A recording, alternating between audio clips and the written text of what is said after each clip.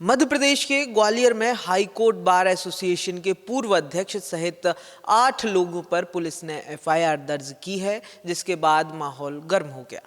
पूरा मामला दरअसल बाबा साहब अम्बेडकर की तस्वीर जलाने से जुड़ा हुआ है, जिस पर पुलिस ने एक्शन लेते हुए मामला दर्ज कर लिया है। नीचे करो सकपाल मुर्दाबाद मुर्दाबाद मुर्दाबाद सकपाल मुर्दाबाद मुर्दाबाद मुर्दाबाद। दरअसल ग्वालियर में रक्षक मोर्चा के बाबा साहब अम्बेडकर के चित्र जलाने और पैरों तले कुचलने के मामले में काफी बवाल हुआ है। अनिल मिश्रा सहित रक्षक मोर्चा के लोगों ने एसपी ऑफिस के बाहर बगैर इजाजत के प्रदर्शन किया था। भीम आर्मी के साथ ही दूसरे अम्बेडकरवादी संगठनों ने वहीं इसके खिलाफ विरोध जताया और बाबा साहब का अपमान करने वालों पर केस दर्ज करने की मांग की थी। अम्बेडकरवादी संगठनों ने बाबा साहब का चित्र जलाने और अपमान करने के फोटो और वीडियो भी पुलिस को सौंपे थे और लगातार विरोध हो रहा था और अम्बेडकरवादी और ब्राह्मणवादी संगठन लगातार आमने सामने थे। दोनों एक दूसरे के खिलाफ कार्रवाई की मांग कर रहे थे। एक तरफ अम्बेडकरवादी संगठन उग्र होने की चेतावनी दे रहे थे, तो ब्राह्मणवादी संगठन पहले भीम आर्मी ने जो मनुस्मृति जलाई थी उसे लेकर आक्रोशित थे। तो इसी बीच ग्वालियर में अम्बेडकर की फोटो जलाने का मामला सामने आ गया। से आग लगाता हूं और ये कहता हूं कि हम किसी भी प्रकार की गुलामी को नहीं मानेंगे। हम ऐसी किसी चीज को नहीं मानेंगे जो हमें गुलामी की ओर लेकर जाती हो।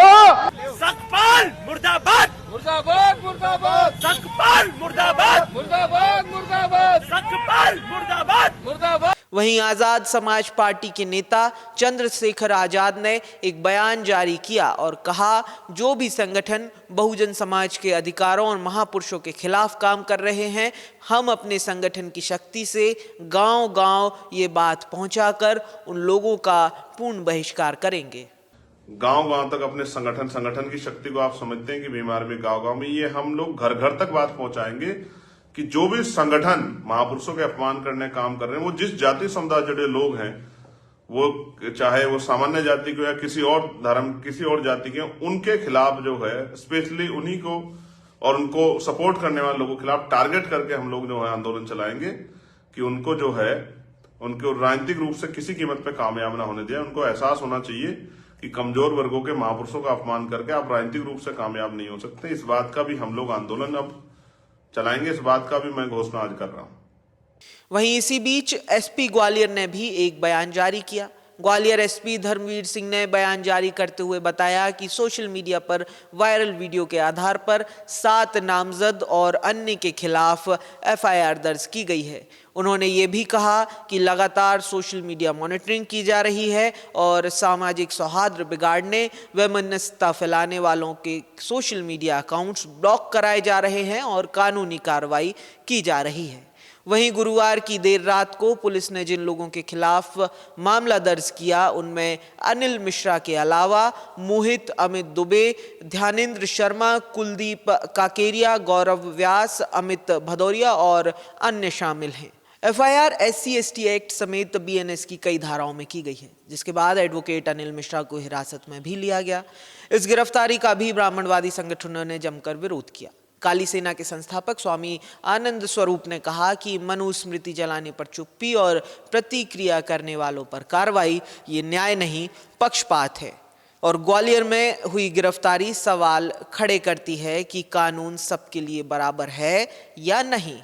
अन्याय के खिलाफ संघर्ष और तेज होगा, स्वामी आनंद स्वरूप ने कहा। एक भीम आर्मी का अध्यक्ष है, उसने शिवपुरी में खुलेआम मंच से पुलिस की सुरक्षा में, पुलिस की उपस्थिति में मनुस्मृति को जलाया था। उससे आक्रोशित कुछ युवाओं ने अंबेडकर के चित्र को जलाने का काम किया।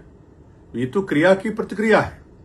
यदि हमारे लोग, जब मैं कहता हूं तो पराक्रमी समाज, सवर्ण समाज, यदि जेल जाने से डरा होता तो आज तुम आजादी का जश्न नहीं मना रहे होते, आज मनुस्मृति नहीं फूंक रहे होते। तुम्हारी हैसियत नहीं होती है मनुस्मृति फूकने की। यहां आपको यह भी बता दें कि जिन एडवोकेट अनिल मिश्रा की गिरफ्तारी पर बवाल हो रहा है वो पहले भी बाबा साहब अंबेडकर और BN राव को लेकर टिप्पणी पर विवादों में आ चुके हैं।